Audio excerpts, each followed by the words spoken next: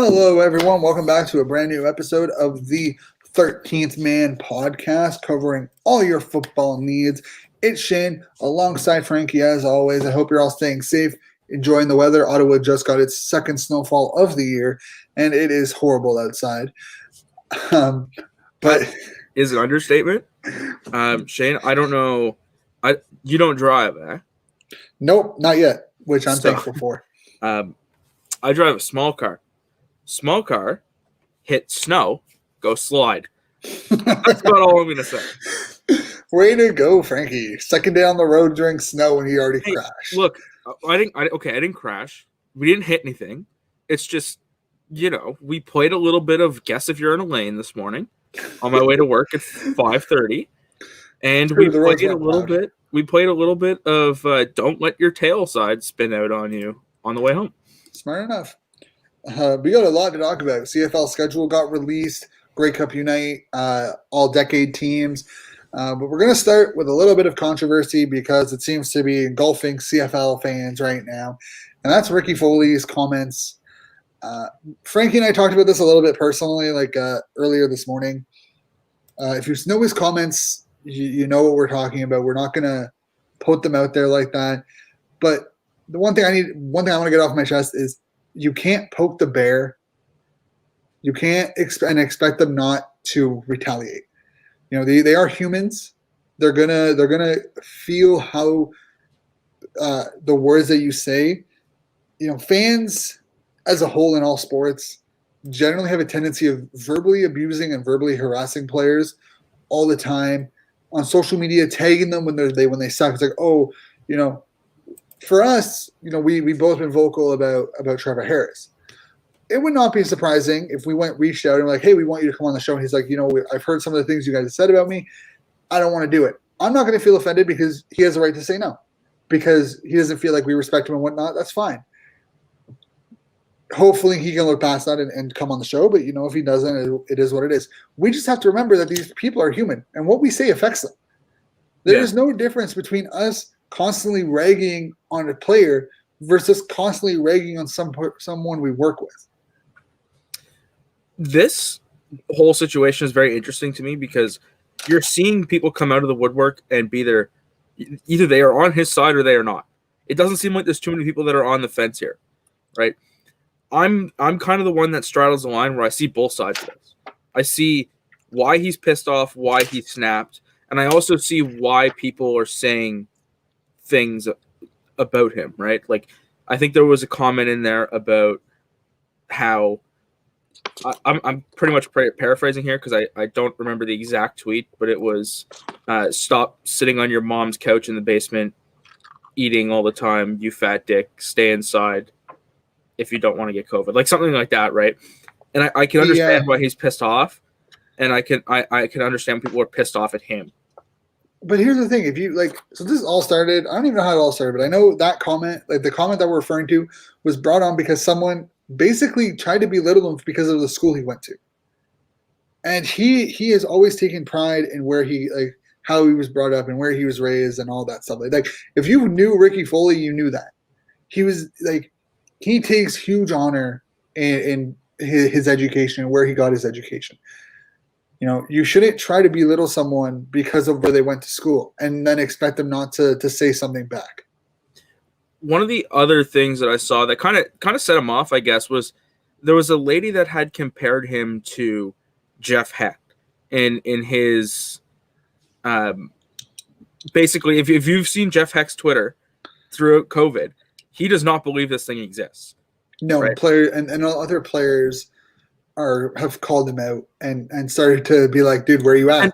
And certain things. And I've called him out too, because those are idiotic claims. But I also don't think that we're on the same playing field here, if you get what I mean, I've scoured Ricky Foley's Twitter. I really have. He's not saying that it's not a thing. He just doesn't agree with the lockdowns. He doesn't think the lockdowns are necessary if people were to take the necessary precautions. And you know what? You're allowed to have that opinion. I disagree with it. I think at the end of the day, people's lives are more important than, the stock market. which is what everybody ties this whole thing to. But realistically, if everyone were to wear masks and social distance, would it be an issue? That's the big thing. Wear mask, like when you go out, wear mask and social distance. If people follow those rules, we wouldn't need a lockdown. Right. I mean, we could turn this into a great big political debate right now. We won't, because we're not that show. No. If you want that show, I don't know. We're not your guys. We're not your guys on this. But like I said, like I can understand both sides, and I think that it's important to, like you said, understand that these players are human. You know, I think Ricky had said something along the lines of, these players stay for stuff after practice, after they're no longer obligated to be there. They'll stick around. They'll sign things for fans. They'll go to fans things so they can build up trust with the community, that kind of stuff, right? And then someone will leave that event 2 weeks later and then tweet something awful about this player that their kid wanted a selfie with 2 weeks ago. And I think it's, especially for me, somebody who spends a lot of time around the Red Blacks and has talked to so many of them, I couldn't put myself in a spot where I'd want to talk. Like if I had a do-over with the Trevor Harris year, never a chance I would say as much trash about Trevor Harris as I did.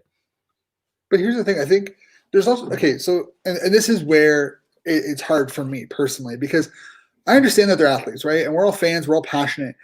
And I've said some things about players, about their performance. But I personally feel like, I don't think I've ever tagged Trevor Harris in a tweet when I was like, I don't think Trevor Harris is good.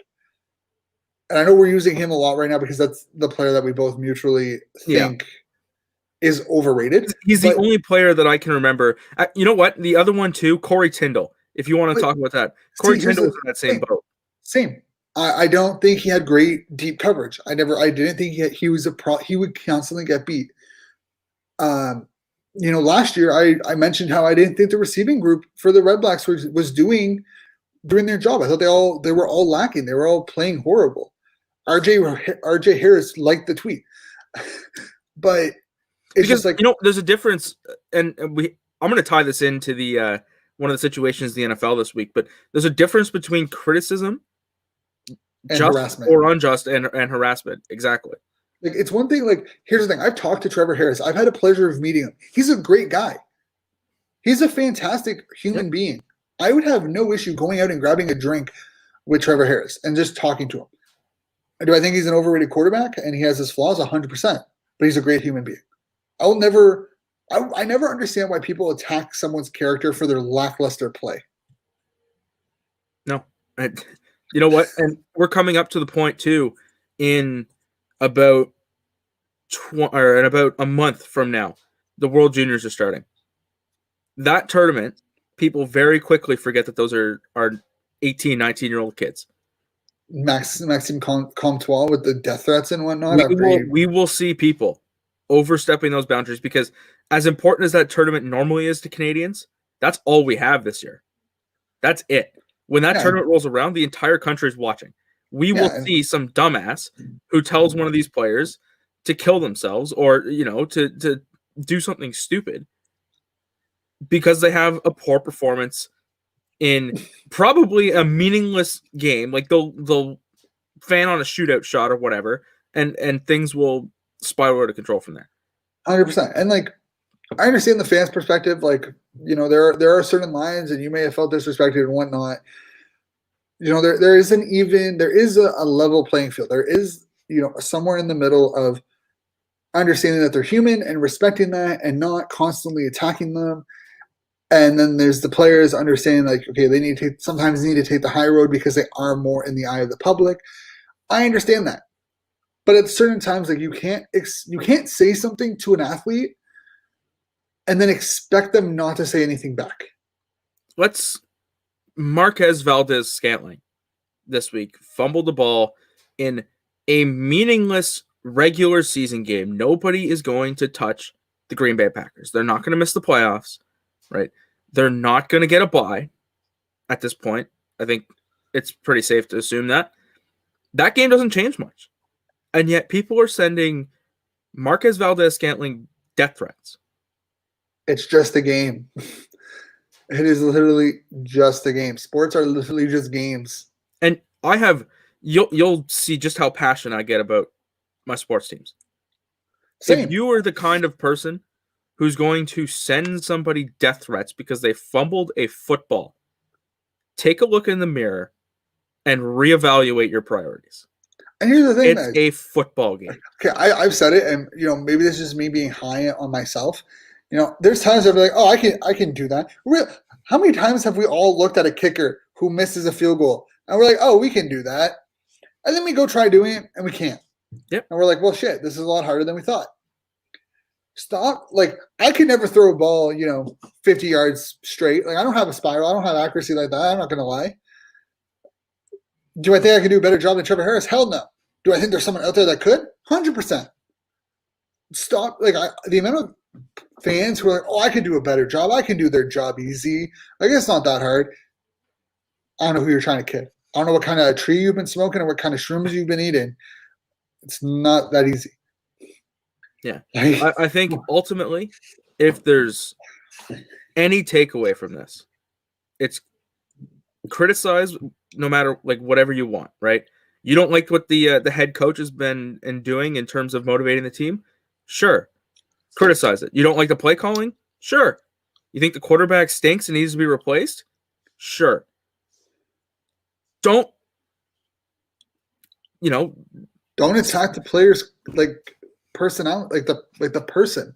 Don't attack their integrity. Don't attack them. Don't attack their character. Yeah. Unless they're actual assholes and like you have a negative experience with them. But remember, if they're out with family or out by themselves at, a random mall, they have no obligation to give you an autograph or give you a picture. So don't get mad at them for saying no. They have no obligation to do it. I mean, you can be a little bit upset. Like, I think there's situations where it's like you're allowed to be upset with that, but they don't have to. But don't get mad at them for it. Don't say that they're a bad person for not doing it. Would you be upset? Like, would you be frustrated if someone were to come up to you all the time and be like, I want a picture? Like, bro, I'm just out by myself. Like, I'm out with my family. Leave me alone. Like, that's part of it. Like, I saw Simone Lawrence walking around at the Grey Cup Festival when it was in Ottawa, and I'm like, do I go say hi? Do I not? First of all, it's Simone Lawrence, and that dude scares me. 2017, the East Final, Rough Riders and Red Blacks. I walked by Thig Pen. I think it was Thig Pen. It might not have been Thig Pen. It was one of the running backs and Kevin Glenn. If you know me, I'm not a huge Kevin Glenn fan, but I recognized him. He is short. He is a short man. Or maybe I'm just a tall man. I don't know, but he was short. You wouldn't be short next to me, I promise you that much. I recognized him. We kind of looked at him like, I know who you are. Like, I know who you are. But I didn't say anything to him because he was out with some friends, minding his own business. And I understood that's not the place. Yeah. Like, stop treating these players like role models. They're not role models. They don't have to be role models. You know who's supposed to be role models? Parents. You know who can be a role model? An athlete. They're not supposed to be a role model. Stop trying to put athletes on these super high pedestals for your kids just to be disappointed. You're supposed to be the role model and not some random guy who doesn't even know you exist. Some of them are nice though. Most of them are. Most of them are. Most of them are. Like if you're in the situation, like I think we might be very fortunate the way that the Red Blacks run things, right? Where we're just able to go hang out on the field for practice. I don't know if that's similar for every other team. But if you have that opportunity in your city, do it. Like these 100%. These players will come over, they'll hang out, they'll have a chat, they'll say hi. Like these players knew who these people were at some of the practices I went to. 100%, because that's how the CFL works. But as an overall disclaimer to fans, like most of these players don't know who you are. Most of these players don't even know you exist. So don't tell your kid to put him on a high pedestal just for him to be disappointed. Because all you're going to have to do is like, well, you know, sometimes that's just how life works.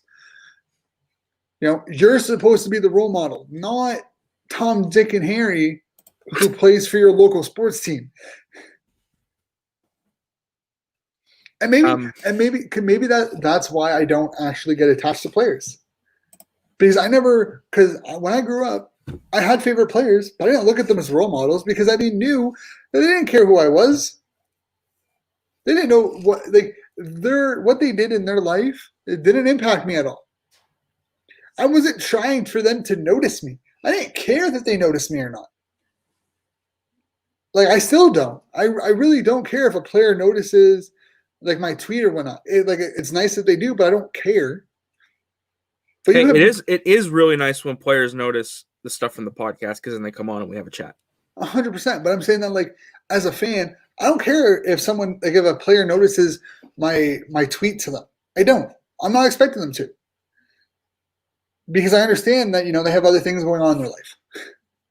I think like we've said this before on our show, but we really, when we started this, wanted to kind of look at the more personal side of players, right? So when we're talking to players, it's not always football. Like, we want to know what they're interested in, what they like to do. It's never about football, let's be honest. Well, we talk a lot of football, but again, they're football players, like, obviously. But like, it's never. We're not bringing them on to talk about, you know, football per se. We're talking about to bring them on to talk about life. Give them another outlet for players or for fans to get to know them. Now we probably will talk more football if we can get players on when next season starts. Speaking of which, Shane, we have a schedule. Oh, yeah. I mean, yeah, I think this rant has gone on long enough. Thank you for everyone who's been staying tuned and letting us rant about this. And the people who are listening to this on Spotify and whatnot, thank you for listening to this far. But yes, we have a schedule to talk about. Okay, hold on. So June 11th. Before we get into that, where does your optimism level sit for next season? Outside of a verbal or written agreement, this is the next best thing. It's not just a team schedule. It's not like these are the matchups. They have dates. Yeah. Pretty sure they also have times. Yes. You have June 11th. June 11th is the season opener. No, June 10th. Or June 10th. Hamilton, Winnipeg, Grey Cup rematch. It's June 11th is Ottawa's home opener against Montreal. Yeah. But June 10th is the season opener. Outside of a written or verbal agreement, that's the next best thing. We have dates. We have preseason dates. We have regular season dates. We have schedules. We have everything besides a verbal or written agreement that we need to know that there's a season. We have basically Hamilton preparing for a 2021 Grey Cup. The CFL is preparing for a 2021 Grey Cup. The league, like, everyone is preparing for that Grey Cup. Things have already started to go in motion for that Grey Cup. Pretty sure tickets have already gone to pre-sale for season ticket holders for Hamilton. I don't know what else you need outside of that verbal or written agreement of there will be a season for you not to feel optimistic about a season. I won't say that I'm 100% certain we're going to have a season. And I think I think part of that though is Dave Naylor loves to keep us on our toes. Loves to say, well, hold up. He was the one who said that he didn't think there was going to be a season for 2020. He's the one who I spoke to a couple months ago at this point about the 2021 season and said there's like legitimate concerns here. So I'm not 100% confident. I am very cautiously optimistic at this point. Same, but I mean, to be fair, like in that respect, like, oh, you know, there's reasons to be concerned. Well, obviously, I think there's reasons to be concerned about everything when it comes to COVID. Yeah. You know, there's no guarantee that there'll be fans in the stands. Okay. So if that, like, plan A is to have fans in the stands, what's plan B? How do you handle plan B? And what's plan C? You know, can I impromptu add a topic into this quickly? What? Where the CFL teams essentially have a gentleman's agreement to spend only to the cap for this year. Yeah, that's not surprising. And I believe it was Arash Madani who's saying that it's collusion. And while that is technically collusion, Shane. That's How's that collusion? That's because all the teams are deciding that they are not going to spend more than X amount of dollars, right? That, by definition, is collusion. But I think the issue is if they spend more than the cap floor, they are in trouble financially. Definitely, 100%. Okay, so So if they but if they write into the agreement for the one, like, because they still need to work out a CBA. Yep. So technically, it won't be collusion if they just add it to the CBA. Well, if they drop the salary cap to where the floor currently sits, then I guess it's not collusion. Which I don't know. The simple answer is they don't have the money to spend to the cap ceiling right now. Not at all. And I don't think anyone should expect it. And this is where we're going to see a lot of veteran Americans, mostly, get hurt. Yep. You know, I wouldn't be surprised to see guys who were on 1-year deals may not be back. Yep. And I think, who does it probably hurt the most? Hamilton. No, in terms of position, it's the offensive and defensive line. No, mostly defense. I'm willing to bet, though, that the big ticket American offensive linemen will either get significant pay cuts or will be out of the league entirely. Yeah, but and then on the defensive line, you would assume the same deal. But how many? Because I know the new thing is that if you play an X amount of seasons, you're considered a national. Right. So a guy like Tony Washington should be considered a national. A guy like Chris Van Zyl should be like. A lot of these guys should be considered a national. Is that exactly how that works? I think so. If I'm not mistaken, I might be going to quickly check it out. We'll have to have somebody come on and talk us through the whole situation there.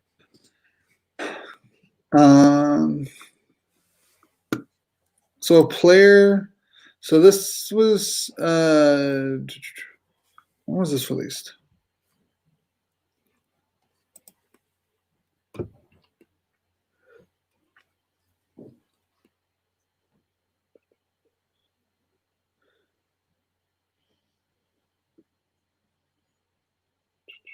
I am not sure. Okay. Yeah, we'll have someone come on and explain this whole situation to us eventually. But even still, like, you're looking at the offensive and defensive line, your kicker spot for teams that have American kickers, which I don't think is many, eh? I think most kickers are Canadian. Yeah, but if there is Medlock is an American, right? It's punters that are really going to get hurt because that's like guys like Richie Leone and. Well, Leone's technically not in the CFL anymore. No, he's with Arizona. Yeah, again. Hey, speaking of Arizona, is Kyler Murray good to go this week, or is Chris Trevor getting the start? I have no idea. I haven't heard anything. Let's see if we can't find anything about Kyler Murray here. But anyways, go ahead, let's continue back on this the cap and the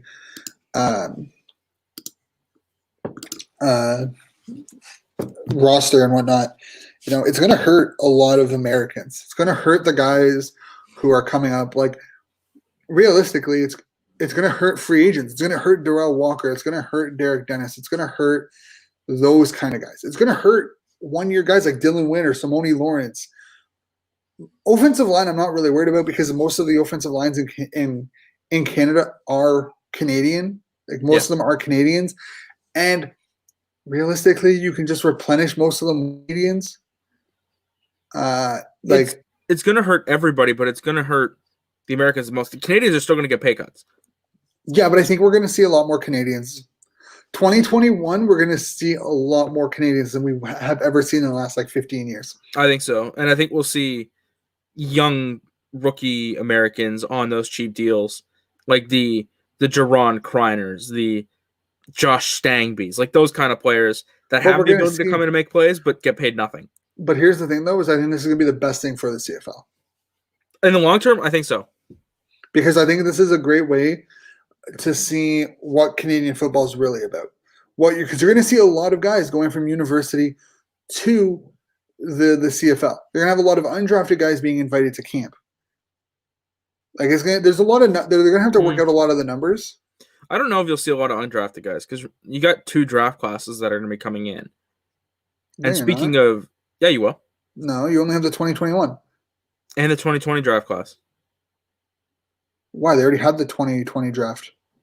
Right, but you'll have 2 draft classes coming in as rookies into training camp. Oh yeah, okay. I was really confused. I thought you were talking about like, yeah, but I still think you're gonna see undrafted players in camp, especially if there's a reduced amount of Americans. Yeah, I think it's something that we have to watch, right? Because it's hard to say who's going to be in the league come next year and who's not.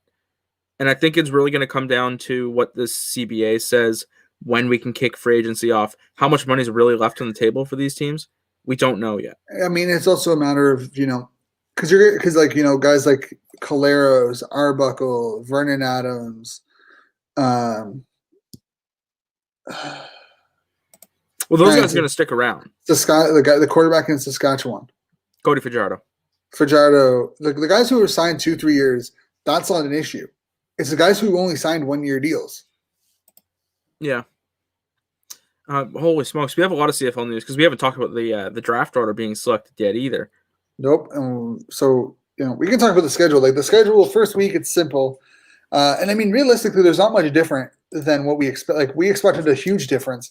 It's a little funky though, I gotta say. Not really. All you're replacing the two West games with 2 East games. It's not. You're going from a 2-2-2 or a 3-3-3 format to a 4-3-3 format. I wonder why they decided to do this, right? Because 2 games less traveled, I guess. I guess so, but it's weird. Like I almost would have.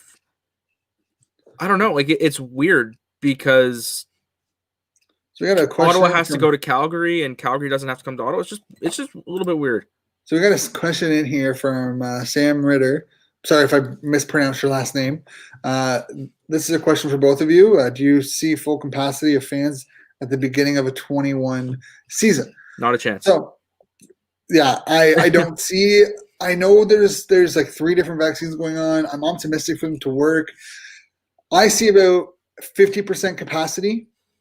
Even that I think is like optimistic. BC, they have a 50,000 seat arena. They could, their attendance has been shoddy, but they could fill that up. In Ottawa, we're both in Ottawa. TD Place is a 24,000 seat arena. I think 12,000 is the ceiling, and I think you're going to look at 50% depending on how things go. I'm honestly hoping for 5,000 to 8,000 in Ottawa when the season starts. I think 8 is the absolute max we will see at a Red Blacks game at the beginning of the year. It really depends on how things go. It's such an unusual landscape.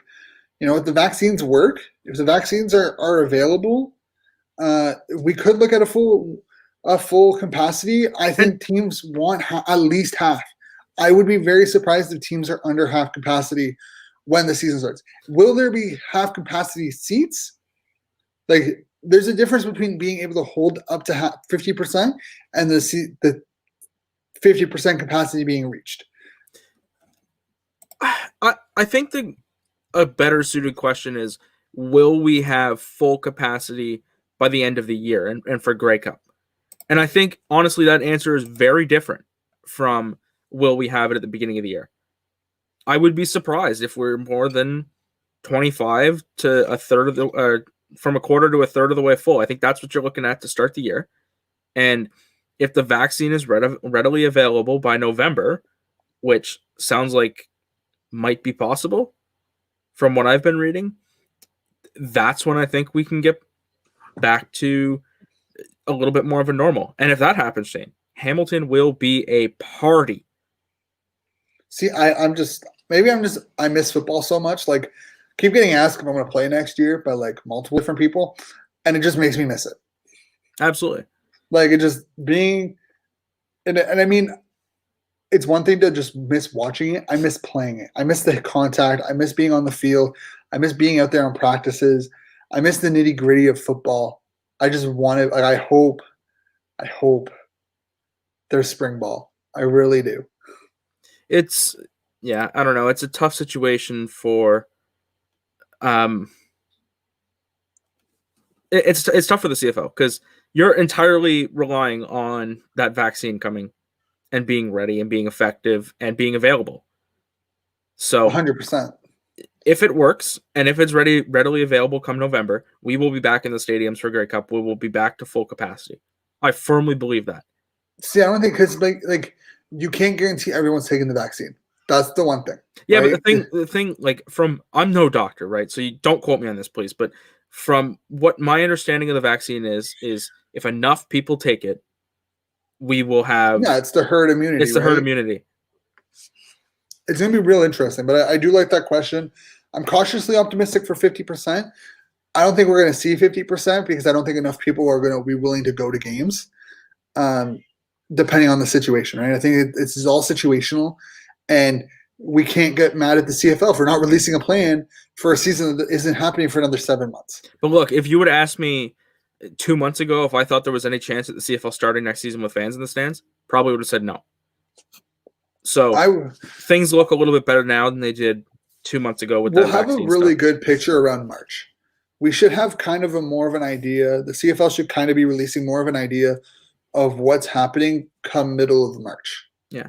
I don't know. Like you got to watch closely too with what's happening in the Greater Toronto area and Alberta. Like here in Ottawa, I'm thoroughly astounded with what has happened here. We are like one of the only places that is bucking the trend, and we're getting less COVID, not more. So, yeah. But it's going to be real interesting to see what happens over the next couple of months. Yeah. I think there's contingency plans and whatnot in place, but it's going to be real interesting. Hey, let's check in on the schedule that we've been kind of dancing around for the last 20 minutes. It's not my fault. Do we want to pick a game of the week for each week here? Is that something? No, I think it's a little early. It's a little early. We're going to end up doing that. We'll have that, but right now it's a little early. What are you looking forward to, though? What do you mean? In terms of a game that you have circled already. Ottawa's home opener. Okay. Because I will be there. If there's fans in the stands, you bet your ass that I will be at that game. And then just honestly, the regular season, the preseason opener. I will be pissed. I will be livid if TSN does not air these preseason games. What else is going to be on TV at this point? Hockey, playoff like basketball. But outside of that, really, like you have 5 networks, you have 5 channels. One of them you can put on the CFL. Hey, this is the perfect time for the CFL to roll out a streaming service. 100%. But I would be pissed if they're not streaming these games. Like, for me, I just want to, like, whichever, maybe if it's not even the first game. I'm watching the first aired preseason game. I don't care. I don't care. I miss football. I'm waiting for the first game. Ottawa's home opener because I will be there. And then this is the regular season opener. Outside of that, I don't really care about anything else. Right now, I just want the games to happen. Because when those happen, we are guaranteed football. Yeah. I don't know. I keep looking at that Hamilton-Winnipeg game, and I keep getting excited for it. I want that. That's a long overdue Grey Cup rematch. I hope that they go nuts with the production in that game. Hope they bring in a halftime show. I hope they go absolutely buck wild with it. That being said, do you want to do the draft order, or do you want to do Edmonton football team? What's going on with the Edmonton football team? The Edmonton football team opened up their renaming stuff to fans. Oh, sick. That's awesome. And I submitted my suggestion. See, I've been so busy with work and other things that I just haven't been able to like keep up with all this like the minute things recently. Yeah. So they opened that up. I can't remember what the website is called, but you can find it through their Twitter. Essentially, it's write your name, write your email address, and tell us what name you want. Give us an explanation as to why you want it. And then it's a disclaimer saying, yeah, if we pick your name, you get nothing in return. Thanks for entering. But I think at this point, Shane, I think it's obvious that they're going with the Elk.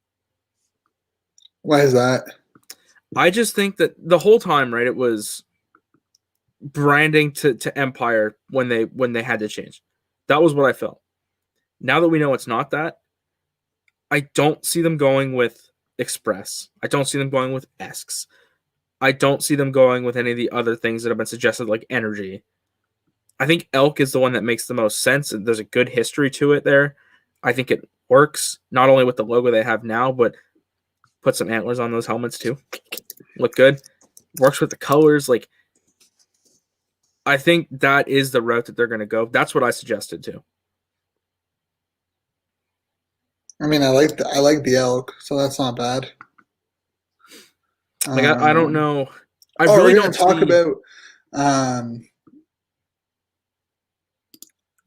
about the Red Blacks winning. Yes. Okay. The Holy crap! also, there's a lot of stuff this week, eh? Why the hell can I find the All Decade team list? Like, what the hell? Oh, it is impossible to find. Man, there was a lot of stuff that happened. So yeah, Edmonton's doing that. Like, no, but actually, like, I can't find the list. Like, even if I go into news, it's not in their news. Can you find it on their Twitter account by chance? Maybe. Like, what the fuck? Like, this is the shit that pisses people off with the CFL. Freaking Bush League sometimes. Do you want to talk about Rod Peterson's Sim League now? Yeah. All right. Yeah. So our Ottawa Red Blacks. Oh, and the fact that the Argonauts,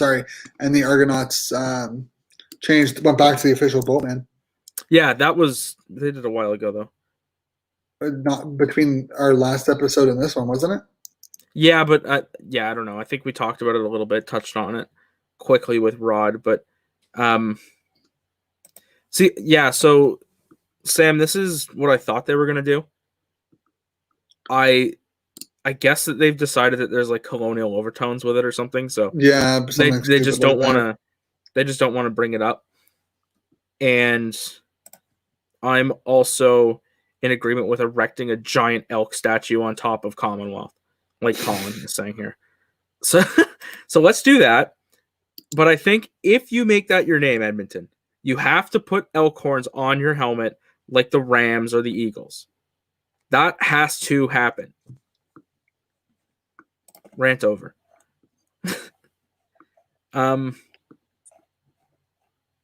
But anyway, while you look for that, Shane, let's talk about Rod Peterson's Sim League. We talked to him about that on last episode, and I think that Sim League is so important for the CFL getting a video game here. We kind of touched on that with him, but for the CFL to see the interest on that, and I think Nelson was saying that there was over 200,000 people that watched that throughout the year. There's interest. Let's make that happen. Let's get a CFL game done. Go to Maximum Football. Get this deal done. Get it done with EA. I don't care who you get it done with at this point. You just need to get it done. The Sim League, though. That was fantastic. Rod Peterson absolutely nailed that. And we tweeted out asking if there's going to be any continuation to that. And it sounds like there might be from what he responded with. So we're hoping that's the case. But his enthusiasm, man, when he's calling those games, the way that it was set up was absolutely fantastic. And I called it going to overtime, Shane. Of course you did. Did you end up watching that game? I was unable to, unfortunately. So Saskatchewan was inside the Ottawa 10-yard line on third down, didn't kick the field goal. Game goes to overtime. Ottawa blocks a kick. I think it was Kevin Brown, I think, that ended up blocking it. Could be wrong. But take over the ball, throw one deep pass, and essentially kick the game-winning field goal. And, the way that Rod built that with his team over there was absolutely fantastic. right? I think he's the perfect guy to do that. I hope he continues it because it was fun. It was kind of the greatest way to get our mind off of not having the CFL this year. Yeah, that's for sure. Did did you end up seeing that brawl that he was telling us about? No, I did not. I did not find it. I mean, I Shane, I watched it while I was at work, man. I tell you, the game was obviously glitching out, right? He told us that part. But there was Eric Rogers was holding on to the football off a kickoff, and he's just getting tackled over and over and over and over again. It was just it was funny. I thoroughly enjoyed that. All right, so I found the list of the first team. Okay. After a long search. Yeah. Now time to find the second team. I know Bo Levi Mitchell's the quarterback on that first team, like I said he would be. Yep, unfortunately.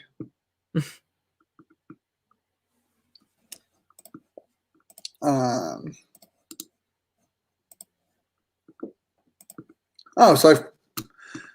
I look up second team and it's second. I literally look up the second team and the entire list shows up. But God forbid I actually look up the actual team. Oh my God, the CFL is broken.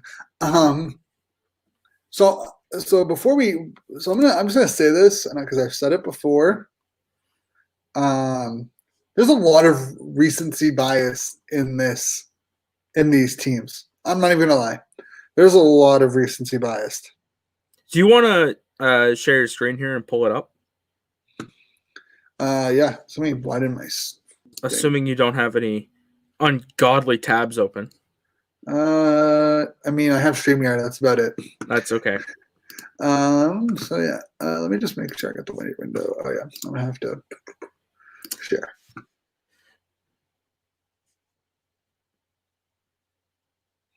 Give me 1 second. My computer's being stupid.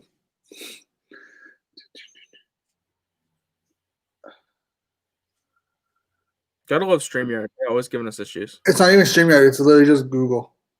Cool.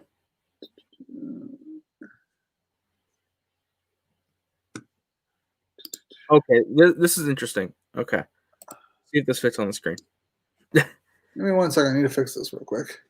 I haven't given myself permission to share my screen through StreamYard. That's why. So while you do that, I'll read you out this question.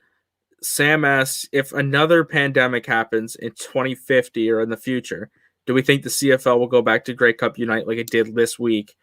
Not saying a pandemic will happen, but yeah. I mean, personally, I think they should do Grey Cup Unite anyways. Because not everyone can go to Grey Cup week. I think it's sick that they can, I would love for them to do a Grey Cup Unite every year. I think it's a great initiative, and I think it might be here to stay. I'd like to see them grow and expand upon it. Maybe have, did you end up going to the Red Blacks Grey Cup panel when it was being reshown on TSN that night? No, I didn't realize it was. Okay, so they had like a revolving door of different players coming in to talk with Tim Baines, and they were chatting. Henry Burris was there, Brad Sinopoli, Antoine Bruno, like all the big names from that game were there. Yeah, I would really like to see the CFL do an initiative where each team had one of those for a Grey Cup week, and you could sign up much like you did for this. You get the town hall, you get those events, you go to those, you have fun, meet some, or you talk to some players virtually. Like that is something you can continue to do. I think it'd be great. Get some old CFL players in there. Get guys that have retired long ago to come in, tell their stories, have some fun, relive some of those Grey Cup events. Really throw yourself head over heels into the virtual stuff for the people who can't be there. I think that would be fantastic. So, Sam, I don't think we have to wait until another pandemic. Hopefully, never in my lifetime this happens again because this is awful. But I think this might be here to stay. Okay, give me 1 second. You're gonna lose me for a second. So just okay. I'll try to hold down the fort. Yeah.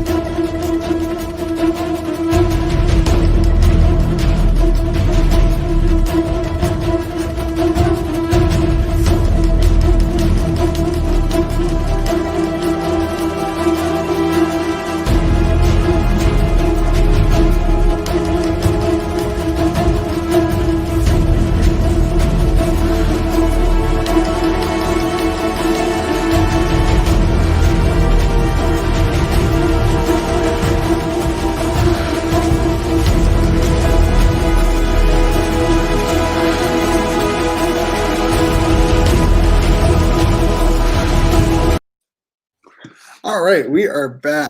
That's a great song choice there, Shane. Oh, I thought it was great. Okay, I love That's intense. That's intense.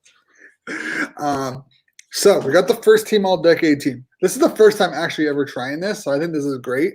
I'm gonna take away our faces though, because I don't think we need our faces. Just to get a nice better picture of it. I mean, it doesn't really change much. But so basically we got Bo Levi Mitchell as our quarterback. Hold off until the end. Those two top ones though those are the big ones, I think. Yeah, and they went the way that I thought they would go. So did I. Andrew Harris as your running back, S.J. Green, Adarius Bowman, Weston Dressler, Emmanuel Arsenal, and Nick Lewis as your receivers. So this one I'm kind of surprised with, especially Weston Dressler. Felt like he was always one of those like underrated, under radar kind of receivers. And the Red Boys tried to pick him up, and he wouldn't come. I'm not surprised. He missed out. Isn't he from like Saskatchewan, or wasn't he from Hamilton? One of those two. It doesn't matter to me. He said no to the Red Blacks. That's all that matters to me. I mean, so did Nick Lewis apparently. So did he? I'm pretty sure in our conversation he talks about that, how Ottawa was interested in it, but Montreal had the better opportunity. Oh yeah, right. That was a long time. Holy smokes, that was a long time ago. We had talked to him. Yeah. So we got Nick Lewis, Emmanuel Arsenal. No surprise there. Nope. Dude was a beast. Same with Adarius Bowman and S.J. Green. Yeah. John. So this is kind of where I'm kind of surprised. John Gott as center. I was kind of surprising, not going to lie. John Gott was an absolute beast. 100%. Just very surprising. I was not expecting him to be center. Stanley Bryant and Jofan Olafio. Olafioye. Yeah, my bad for butchering your name. Both in an offensive tackle. Honestly, no argument there. I think there was a slew of tackles that could have been named. I think for John Gott too, I think it comes down to players who fans recognize, right? Like I can't remember exactly who was on that list for centers, but I think there's a good chance that John Gott may have just been the name that everybody knew. Let me see, because they still have their voting. They do open. So I'll see who's in as O-line, offensive and defensive line. So 4 centers. We got Luc Brodeur-Jodin, John Gott, Mike Filer, Sean McEwen, Alex Mateus, Brett Jones, Marwin Hage, Mateus Goosen, Dan Clark, Dominique Picard. I picked. I'm not gonna lie. I picked Filer out of Hamilton. I think we'll have to. Don't quote me, because I said who I picked on that episode. I just don't remember who it was now. So, actually, Sam Ritter, Red Blacksburg won a field goal in overtime. But go Red Blacks. Yeah, so I took Filer on that. I remember that being. I'm pretty sure I took Filer. I like Filer, so kind of surprising. If you look at the guards, for who won at the guard position, Dude, Labatt. There's no question about those two. No, not like realistically. To be fair, you could have made an argument for Bergman. There, I'm kind of surprised. Bombin. I thought Bergman was going to win. I'm very surprised that Bombin won. Well, no question, Brandon Labatt's there. Oh, 100%. That one was a given. But I figured Bergman would have been the second guy. Yeah. I was very surprised. Defensive end, Charleston Hughes and John Bowman. There's no question in that. Armando Sewell and Ted Laurent. I don't really think anyone can argue these defensive line. No. Really. Looking at the thing with tackles, really. Sorry to go back on the tackles. You look at who was available. I'm kind of surprised Sir Vincent Rogers wasn't named, or even Van Zyl. But so there are some that I'm kind of questioning. But again, it's a fan vote, right? So you just have to wonder who's voting that hasn't heard of all these players and who's voting in just their team. That's true. I think defensive line, the ends like Charleston Hughes and John Bowman, I think we're easily going to win. John Chick, Odell Willis, Sean Lemon, Ricky Foley, Willie Jefferson, like all the guys that were named, were all deserving. Yeah, really. Defensive line, like the tackles, again, very deserving for most of them. To be fair, like I think there's an argument for all of them, but I'm not surprised Sewell and Laurent won. No, man, those linebackers though, that's a filthy group. That is an absolutely filthy group. With the 100 group, as they referred to in BC, with Solomon and Adam Bighill, and then Chip Cox as your Sam linebacker. Freaking nasty. Love that group. Shout out to Javon Johnson. He and Ryan Phillips, great guys, deserving. Delvin Breaux going from Broken Net to CFL All Decade team. Brandon Smith and then Craig Butler. Good. Like honestly, this isn't a bad first team. Like they're all deserving. Craig Butler was a beast. Loved watching him. Kicker, Rob Maver, and I think for punter and then kicker Justin Medlock, Mike Miller, and then Brandon Banks as your special teams covering returner. I'm not surprised with Banks. I don't think you are either. Oh no, I'm not surprised with the kicker or the punter either. Like Medlock has been the best kicker in the CFL for a long time. Then John Huffman. The only guy you can make the argument for over Maver, though, is Leone, and I think Maver's been doing it for longer and more consistently than Leone has. So, yeah, and then we go into the second team, and this is where things get a little bit. Ricky Ray and John Cornish, no argument there. You can even put them on the first. Those are two interchangeable guys. They could have easily been on team one. 100%. Craig Ellingson. Okay, I can deal with that. Brandon Banks, I don't agree with. But look at Brandon Banks taking 2 spots on the all-decade teams. But I don't agree. This is where recency bias comes in. Okay, so who else was there, if you don't mind pulling that up? I know Sinopoli was one of them. Yeah. So for your receivers, it was S.J. Green, Weston Dressler, Craig Ellingson, Markway McDaniels, Fred Stamps, Luke Tasker, Chris Williams, Clarence Denmark, Darrell Walker, Ernest Jackson, Jamel Richardson, Naaman Roosevelt, Eric Rogers, Darvin Adams, Deron Carter, Brandon Banks, Chris Getzlaff, Andy Fantus, Ryan Burnhams, Brad Sinopoli, Chad Owens, Nick Lewis, Emmanuel Arsenault, and Adarius Bowman. There's a bunch of guys there that should be here over Brandon Banks. And that's no disrespect to Brandon Banks, but Brandon Banks only started playing receiver in 2018? Yeah, he put up 3 straight 1,000 yards. Fantastic. Brandon Sinopoli put up 4 in the last 5. Okay, I honestly, if I had to choose receivers, Andy Fantus, Chris Getzlaff over Brandon Banks. Hell, I picked Chad Owens. If I'm going to take a returner and a receiver over Brandon Banks, it's Chad Owens. Because without Chad, so Brandon Banks absolutely hands down is the all-decade return man. Honestly, I don't even know about that. Chad Owens, and this is the thing, recency bias, because even Chad Owens should be deserving of that spot. I think if you ask most people, if you're going to take a prime Brandon Banks or a prime Chad Owens, Chad Owens is picked. Chad Owens was disrespected hardcore in this by fans because he's been out of the league the last couple of years. Yeah. Like, do you not remember that friggin' flying catch he made against Ottawa in the end zone? Shane, that's literally the defining moment for him. Me. Chad Owens deserves to be recognized on this team, and it's disappointing that he isn't. He was he was Brandon Banks before Brandon Banks, and it's disappointing seeing him not honored here. It's that simple. Chad Owens is the guy I want to talk to, man. Same. Like even Craig Ellingson, I don't think he deserves to be on there. The thing with Greg though is he's been, since he got the starting role in Ottawa, he's been absolutely elite. I also don't think Burnham should be there. Like I think realistically, Burnham and Banks and Ellingson, you could change with guys like Fantus, Getzlaff.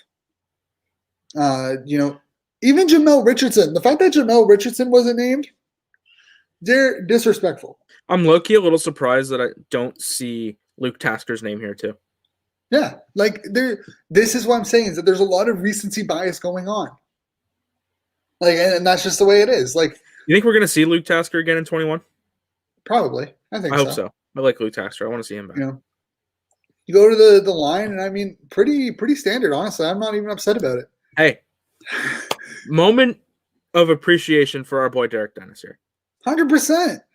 He played like 4 years and got named to the All Decade team. Fantastic. Chris Van Zyl, realistically, I'd put Van Zyl and Stanley as my first team tackles, to be honest. I don't like Matt O'Donnell is your the fact that Shane Bergman isn't on the All Decade team is disrespect. Dude has I don't know enough about offensive line play to have an input here. He has been to Calgary what friggin' Labatt has been to friggin' the Rough Riders. Like really, like my dream offensive line in the CFL would be Filer with O'Donnell or with Labatt and Bergman, and then Van Zyl and Stanley, or Washington, or Dennis. I don't care. Yeah, I'll leave that to you because, like I said, I don't know enough about offensive line. Mad disrespect to the O line right here. Shane Bergman deserves to be. He is the most underrated offensive lineman in the league. You look at defensive end, Willie Jefferson. I don't agree with it. Really? I don't. I think, again, one of those things that does a little bit more recency bias. If you actually look at this team, especially the big names, like defensive backs a little bit different, but if you look at the receivers, the quarterbacks and the tackle and the O line, it's a lot of guys who've played within the last 2 or 3 years. Yeah. Yep. You get to the linebackers, okay, yeah, Singleton deserves it. Mwamba and Lawrence, 100%. Isn't that crazy though? Didn't Alex Singleton play like 2 years in the CFL? Yeah. I don't even think he deserves it, but he does. Like he had a great, but like there's so much recency bias in terms of the big positions. Yeah. Well, I mean, Simone Lawrence deserves to be here.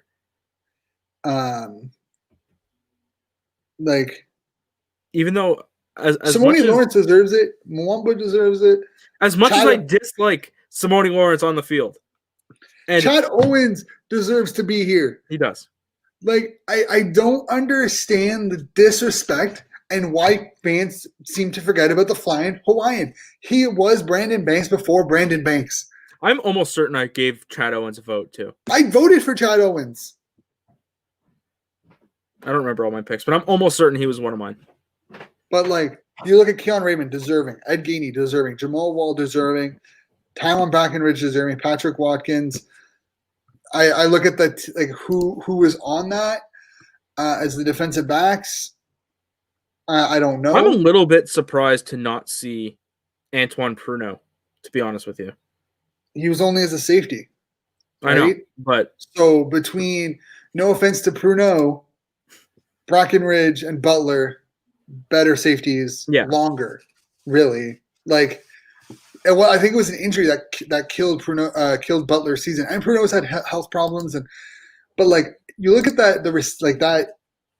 And again, this is just straight up recency bias. Here's the thing: if Derrick Rose plays last year, Jonathan Rose,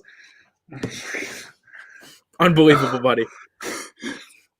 So I'm so used to talking about, I've been talking so much basketball recently and how I've been saying that D Rose would have been a top 5 point guard in the NBA if he didn't get hurt. He may have been top 1. Let's be real. Oh, easily. He could have been the best point guard to ever play if he didn't get hurt. So when I think of Rose, he's the first guy to come to mind recently. But yeah, Jonathan Rose,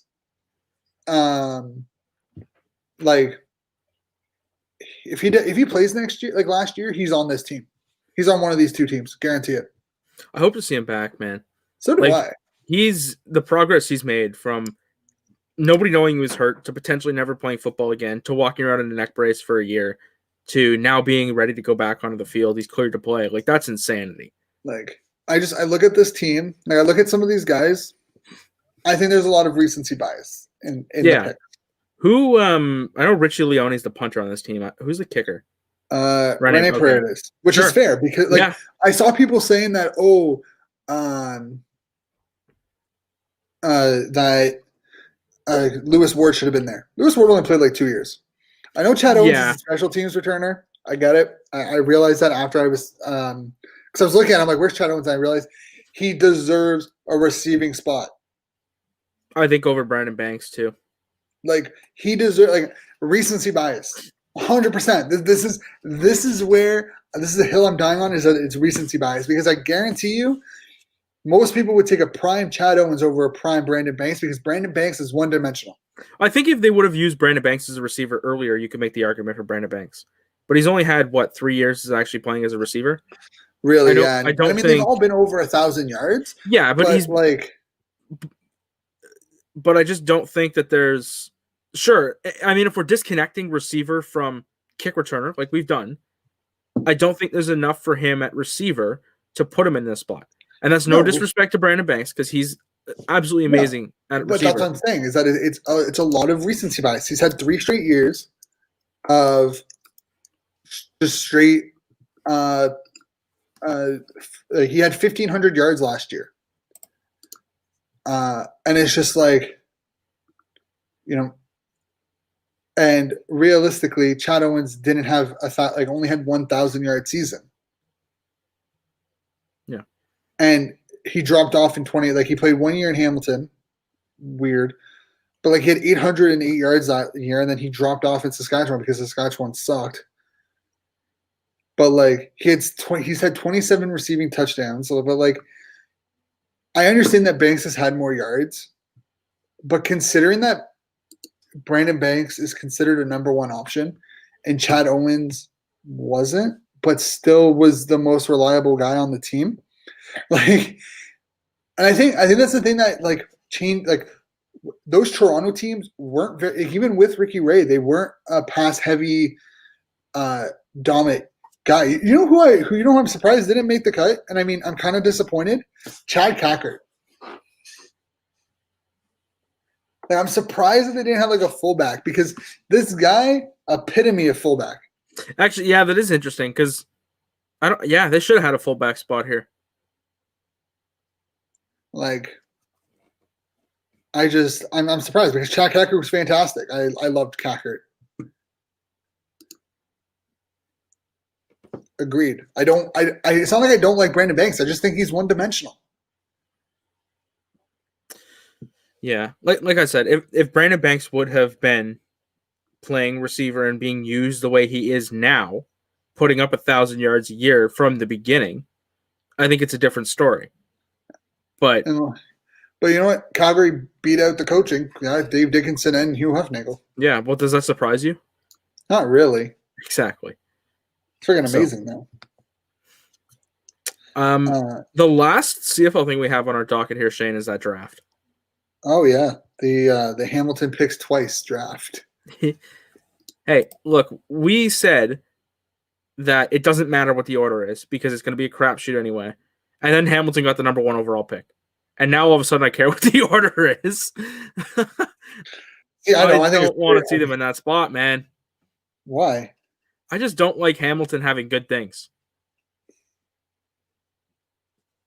But they've got Hamilton number 1, picking number 1. Then it's Saskatchewan. Then it's Winnipeg. So right off the bat, you have the 3 teams who, when we last left playing football, you can make the argument were the best teams in the league. Then we have BC, Edmonton, Ottawa, Toronto, Calgary, Montreal. That's going to Hamilton. Is that still the Johnny Manziel trade? The Marcel trade. That's the Manziel trade, yep. Holy crap. Yeah, 2020 and 2021 first-round picks. Nice. So Hamilton picks 1st and 9th. Montreal's first pick is 10th, the first pick of the second round. So snake draft. What does that mean? What does this order mean? Nothing. Absolutely nothing. Nothing. I just don't want to see Hamilton get something that Ottawa doesn't have. Hey, I mean, we have something Hamilton has, and that's a Grey Cup win in the last decade. You mean one of these, Shane? How does it? I wonder how Hamilton fans feel knowing that they're the only team in the last decade not to win a Grey Cup. Well, when both Calgary and Toronto have won 2. Saskatchewan's won a Grey Cup in 2013. Do you think it's coming though? With the team, yeah, I wouldn't be surprised if they made it back to the Grey Cup this year. Don't know if they would win.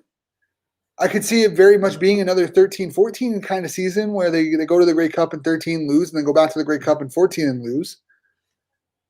They're cursed, man. No, Saskatchewan's cursed. They're 4-16 in Grey Cups.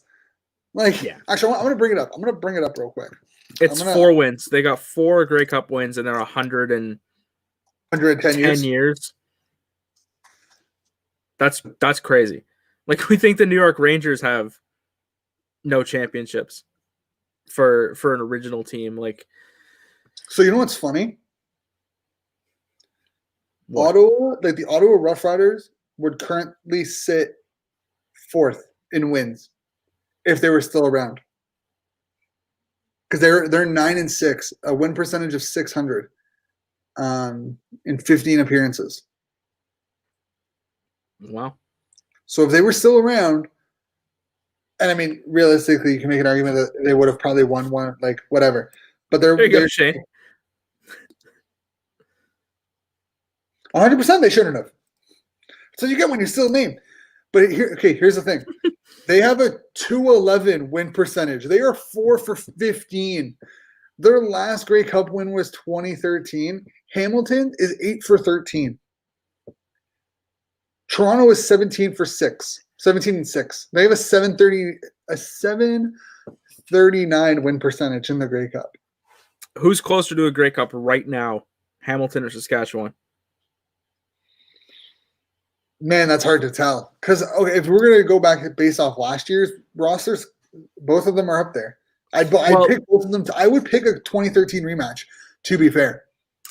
Yeah, I think we'll probably see rosters somewhat similar to what they are right now. I don't think we'll see any major shuffle. But I'd say if those two are going head-to-head, Dane Evans is the quarterback of the Tiger Cats, I'm probably going Saskatchewan. I don't know.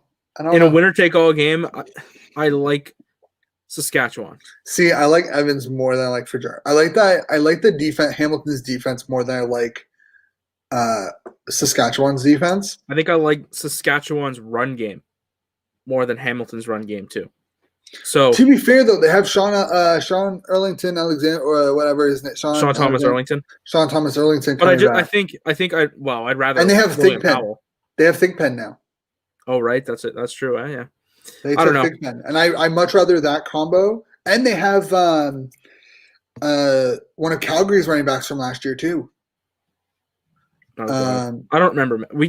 Holy shit, man! We did that Hamilton Tiger Cats breakdown in May. Not Finch. But yeah, it's one of their one of their big backs from last year went to their punt returner. He was their punt returner too. He went to Hamilton. And they also have Frankie. It's not Frankie Williams, is it? It is Frankie Williams. Is it? Sure. So yeah, you have Frankie Williams, you have Thigpen. I'm pretty sure Thigpen went back to Hamilton.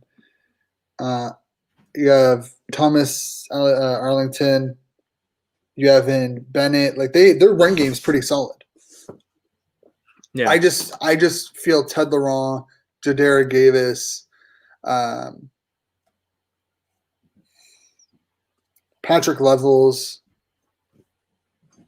and Simone Lawrence, and those guys are a better front seven. It's okay. The Red Blacks are a better team than both of them. That's not true. That's not even close to true. Anyway, Shane, we have to get. We don't even know if Ottawa would be better than Montreal next year. Hey, honestly, we know we'd be better than Toronto, 100%. At this point, I don't care. They could go 0-18. I don't care. I just want the CFL back. True. But yes, off to the NFL where you gifted me 2 wins. You took the week. Okay, so for you all know, Sunday morning, Frankie messages me being like, I switched my picks from the Panthers and the Saints to the Falcons and the Lions. And that was after Drew Brees was taken out and they were starting Taysom Hill and they started PJ Walker instead of Teddy Bridgewater. And I laughed. I'm like, okay. And guess who won those 2 games? You would have had a 3-game lead. You made up 3 games. But nope, you made up 1. And realistically, you were on the verge of losing this week. I don't know what happened with the Packers. The Packers shit the bed. I knew that would happen, though. But, Washington came out on top, which is bet. So, yeah. Last week, you won. We got the series confused. I got which team I picked wrong. I thought I picked the Rams. I picked the Bucks. They ended up losing. We might have to go back and double check that, but that's up to you. Oh, I already did. I literally listened to the podcast as I was waiting for the bus. I'm like, I'm pretty sure I said the Rams, but I'm like, nope, I said the Bucks. So got the Bucks. I lost the week. Do you want to look at this fantastic play made by CeeDee Lamb this week? Sure. 2nd and goal. Dalton looking end zone. He throws. Oh, what a catch! CeeDee Lamb for a Cowboys touchdown. Wow, Kenny. I don't know if fans recognize how hard of a catch that was.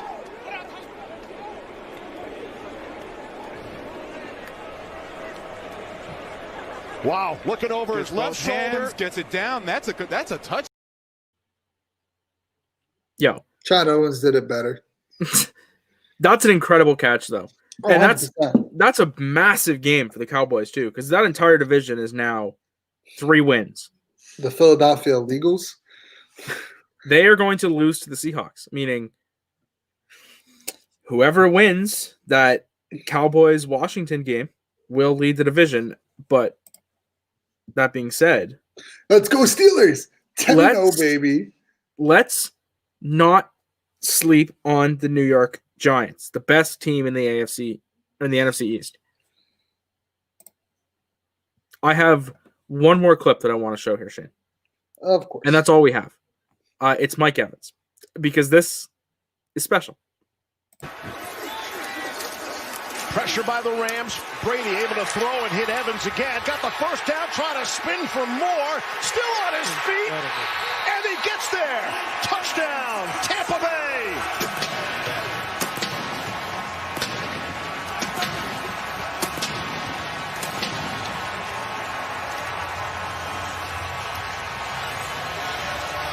We just talked about the matchup. Watch Jalen Ramsey. He comes in motion with Godwin. That isolates one-on-one with Mike Evans. Tom Brady sees it. Even though it's 3rd and 1, you have to take advantage of Evans on Troy Hill. And then the physicality, the difference between what you saw from Jalen Ramsey on one play to this on the next play. Amazing. That's 5'11", 183 pounds versus 6 foot, 200. Okay. This dude just big man everybody. Okay, so I got a couple things to say. Williams, you're cut. That was horrible tackling. What the hell was that? Push him over. This isn't Madden. This was a Madden glitch. That was horrible tackling. Like, what are you doing? 2, Mike Evans is a beast. So that was just a great effort on Mike Evans. Not even gonna lie. 3, Brady isn't the GOAT. 4, Tampa Bay sucks. Yes. And 5, that uniform, god awful. Those pewter ones are awesome. Shut up. The jersey's nice. Uniform, god awful. Well, they're technically color rush jerseys. God awful. They're on the same level as the highlighter Seahawks color rush. No. Yes. No. God awful. No. But if we're gonna talk about the Bucks, Brady shit. Brady needs to retire. He looks bad. Because he's not good. I think people are starting to notice that Brady won because of Belichick.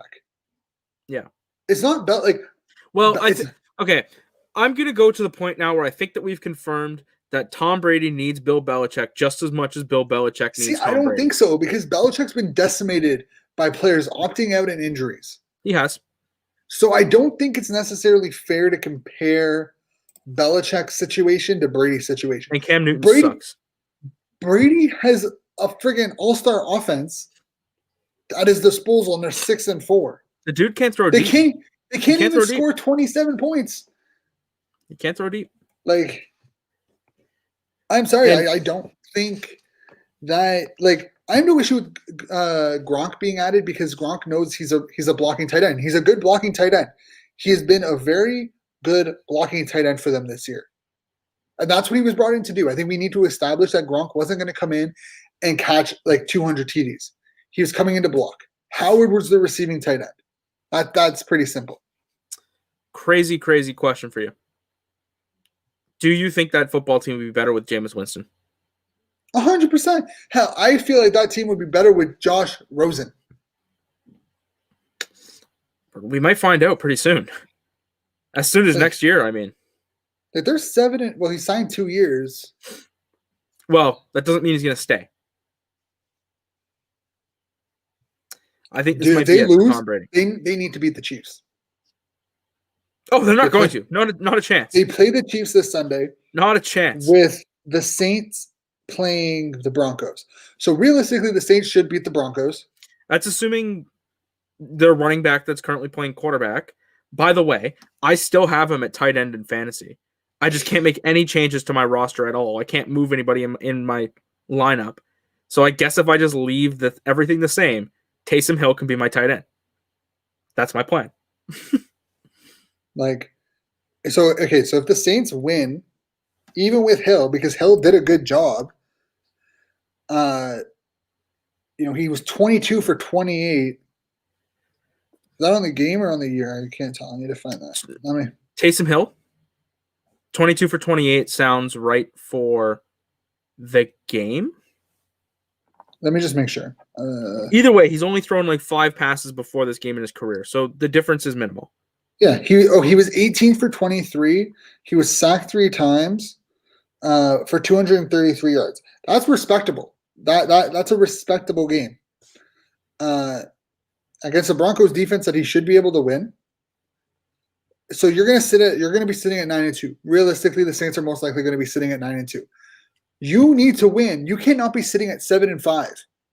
You have to be sitting at 8-4 heading in to week 13 because it doesn't get any easier for the rate. Like they're heading into their bye week, so they need to win. They can't lose heading into their bye week.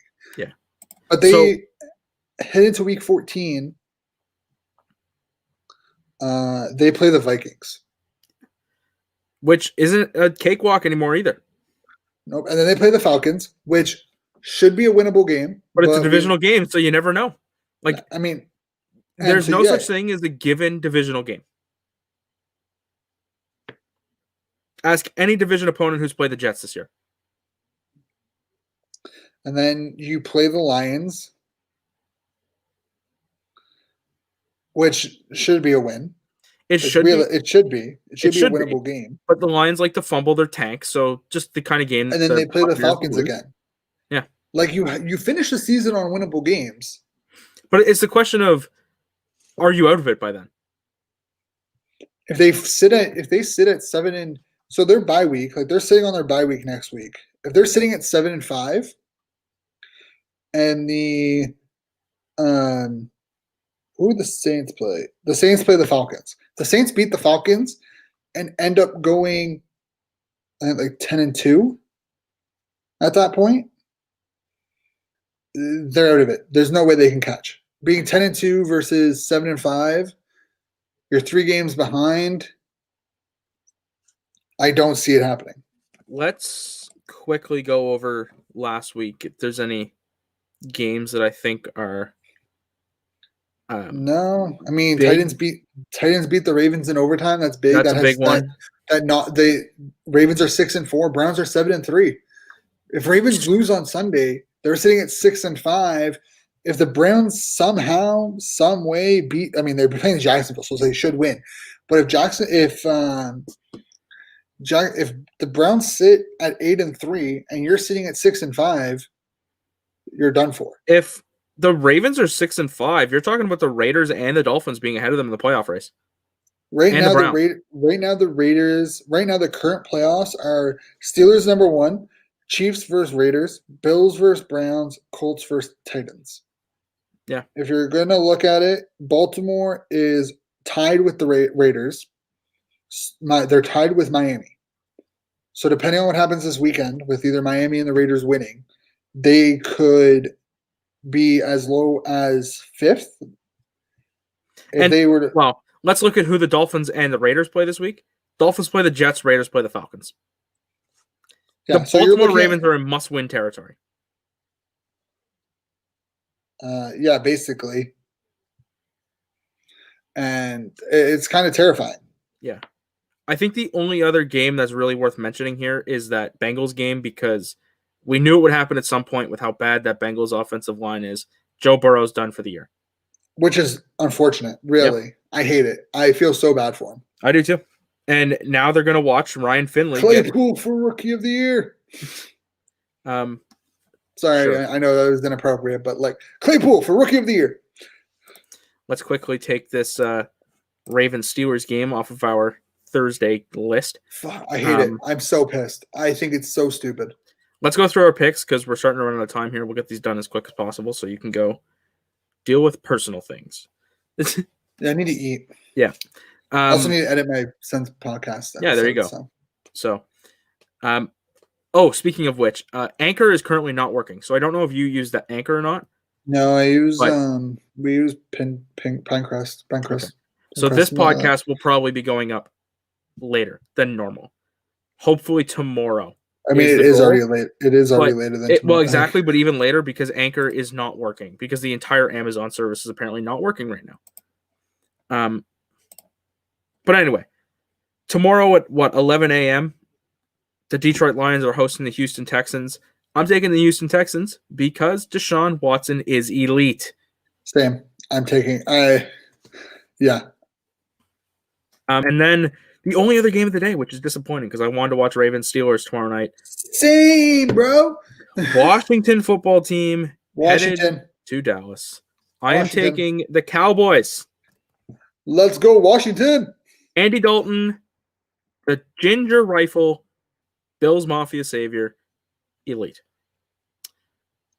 Speaking of must-win territory for the Baltimore Ravens, they're playing the Pittsburgh Steelers, potentially the most unintimidating 10-0 team in the history of ever. Wait, what? The Pittsburgh Steelers. What did you say about the Steelers being the most uneventful team? Like no. I'm saying they might be the team they might be the first undefeated team in a long time that you look at and say that there's massive holes and they could lose any game. I mean, their only hole is really their offensive play calling and their running game. Well, but I mean, you look at the Steelers this year, just about every game other than the Jacksonville game could have swung the other way. It didn't, which is the sign of a good football team, but they are beatable. Yeah, I mean, I've been saying that all year. I don't know why you're telling me. But anyway, I'm going to assume you're taking the Ravens here.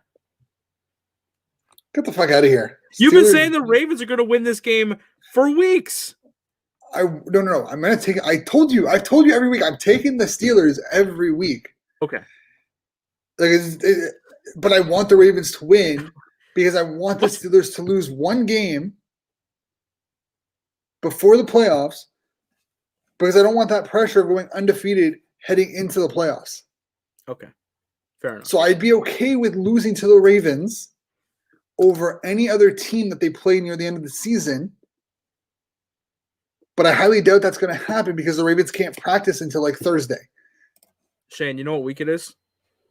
It's like week 12. Oh, it's over here. It's standing Buffalo week, buddy. That means guaranteed win. Automatic. Sure. Automatic. Bills are winning against the Chargers. They're going to kick the 100% ass of the Chargers. Justin Herbert is going to look like a different quarterback because the Bills are coming out hot. So you're taking the Bills then, huh? Yeah, pretty sure I said that. I'm sorry, Shane.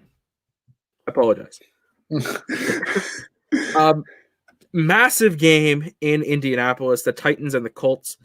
Taking the Colts, baby. Me too. The Colts win this game. It's their division. Panthers and Vikings. I'm taking the Vikings. Panthers. I am not a PJ Walker believer. But there's talk that Bridgewater could play. So Is there? Yeah, so I'm taking Okay. him.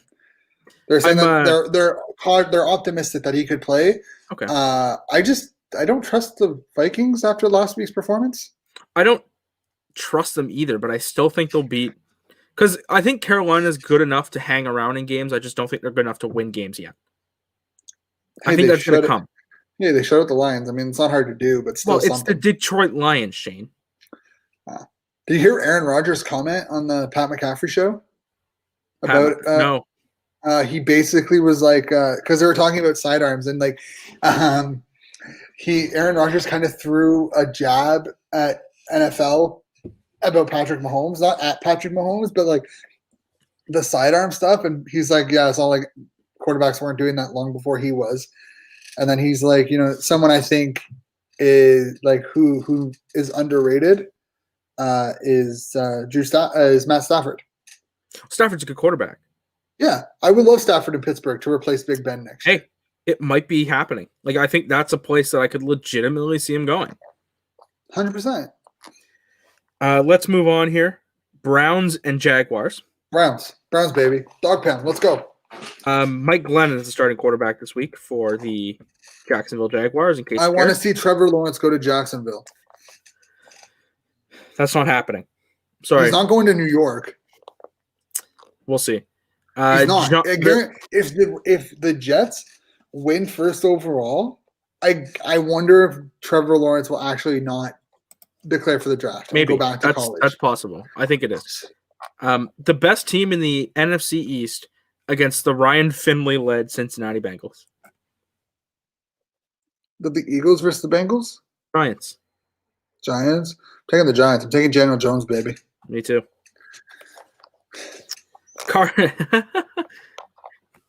Arizona Cardinals headed to New England to play the Patriots. Taking the Cards. So am I.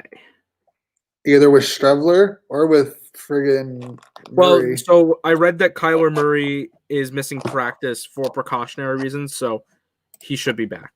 Should be fine. Either or, like if either of them start, I wouldn't be surprised if they use Streveler more. I think they will too. He'll be they'll have some more run packs. This is the beauty of having someone who played in the CFL as a head coach. Yeah. Maybe it'll help out. The Miami Dolphins looked like garbage last week, but they're going to play the Jets this week, and it's a game they're going to need to win to keep pace. Taking the Jets. I'm going to give you a game. Where is it? He took the Jets! Okay, you did this last time, and I almost beat you. I don't care. So maybe you should calm down a little bit. He took the Jets! You're also like 7 games behind me, so I can afford to lose a game. I'm 5 games behind you. I can still afford to lose one game. You are 105, 53, and 1. I am 158 and 1. Yeah, I can still lose a game. I'm fine. No. We have 2 differences this week, and I'm probably going to win one of them. Oh, doubt. The Las Vegas Raiders are headed to the Sphincter Stadium to play the Falcons. Raiders. Me too. Derek Carr is criminally underrated. That Raiders team is a sleeper team. Watch out. That's all I'm saying. Saints and Broncos. I think you said the Saints already. Saints. I think I meant to say this earlier, but I think the Tampa Bay Buccaneers should be praying that Taysom Hill doesn't get pulled. Because I think if Jameis Winston goes out there, dude's gonna dominate. That's my hunch. Yeah, but I don't think Drew Lock's not playing. I don't trust whoever their quarterback is for Denver. I don't trust Drew Lock to begin with. I do, though. I think Drew Lock can actually be an NFL starter if he can stay healthy. I don't know. All right. 49ers and Rams. Rams. Yeah, that's pretty easy. Chiefs, Buccaneers. Taking the Chiefs. Yeah. Nobody's allowed to pick against the Chiefs on this show. Outside of us, we literally did, and they beat Baltimore. And then we didn't, and they beat and then they lost to the Raiders. Yeah. Well, okay. Who's going to pick the Raiders over the Chiefs? Hey, they almost did it again. They only lost by 4. That's because the Raiders are legit. 100%. It also means the Chiefs aren't that good. Yeah. They're good enough to win games. I don't think they're that good. Last 2. Bears, Packers. Packers. And I'm assuming you're taking the Eagles for this last one because you said there's 2 different, and I picked the Seahawks. I picked no. I'm taking the Seahawks. Oh. Do you not know how to do math? I took the Jets and the rest of them are the same. No. Oh, sorry, Panthers. Okay. Yeah. Okay. So we have 2 that are different. You need to go back to school and do math. I think your record after this week is you're probably still gonna have 105 wins, which means I'll have 102. Sure. I'm gonna have at least 106. You're gonna lose. I'll just color all yours red right now. Just get it done with. There you go. They're all red. You're cocky for a guy who's losing 5 games right now. I know you're not in the spreadsheet right now, but all of your columns are red here. Does that mean all yours are red besides 2? Yes. That doesn't matter. It doesn't matter at all. Just watch you change 2, and then you're gonna lose, and you're gonna win. Yeah, I took the Jets. Just watch this be the game they win. No. Although, okay, look, if the Jets win this game, the Bills win, big time. If the Dolphins lose to the Jets and the Bills beat the Chargers, like, are we looking at a situation where the Bills can clinch in that Pittsburgh week? We are. And they're not, because the Steelers are going to beat the Bills. Look, all I'm saying, the Steelers are going to have one loss. The Steelers are going to lose one game this year. And it is going to lose be to the Ravens. No, it's not going to be to the stupid Bills. The Steelers are going to beat them with a steel bar. I don't think you understand how good Josh Allen is. TJ Watt is going to make Josh Allen his little bitch. That's what's going to happen. Josh Allen's just going to run the dude over. What are you talking? He does that. Yeah, not to friggin' guys like TJ Watt. Josh Allen dips himself in fish lube before the game. Yeah, because he's a fish. Yeah, because he's slippery. He's also a bitch. Not actually, but like. That's racist to fish. If he was a fish, he'd be a catfish. Ugly and unwanted. All right, that's getting clipped and going on Bills Mafia Twitter. I can't wait to see you get torn apart. Bills Mafia, same guy that picked the Jets this week. I'm just going to say that I picked the Jets against the Patriots and almost won. Also, I'm going to say that you picked the Seahawks over the Bills. Mm-hmm. And then I picked them to beat the Cardinals. Also, who could beat the Titans? Huh? Which team beat the Titans? Not the Bills. All I'm saying is the Bills lost on a Tuesday night, so it doesn't count. Pretty sure it does count in the record. I'm pretty sure they have a loss because of that. Hey, but who beat the Titans? Who beat the Titans? Steelers did, baby. I'm not buying it. Well, that's actually gonna be left at the altar. That's fine. We'll talk when Steelers are sitting at the top of the AFC with that nice little bye week when you guys are getting beat by the friggin' Browns. Hey, who are they going to have to play? It's going to be probably the Colts. It's going to be the lowest seed. It's going to be the Colts or wildcard teams. Yeah, it's going to be the lowest seed. Yeah. And I feel confident against any team we play. Well, I mean, you're not clear yet. Like, I don't know if the Chiefs lose a game the rest of the way. So if you lose one game, still a chance that you aren't number 1 seed. So don't get too comfortable yet. I'm very comfortable. Don't get we beat the Ravens. You might be playing wildcard weekend. What? You might be playing wildcard weekend. Don't get too comfortable here. I'm pretty comfortable. Don't get too comfortable. I'm pretty comfortable. That seed's going to be awful hard when it doesn't fall your way here. I'm pretty sure it will. You're going to be sitting I'm pretty confident that we can go without losing a game. See, you know what?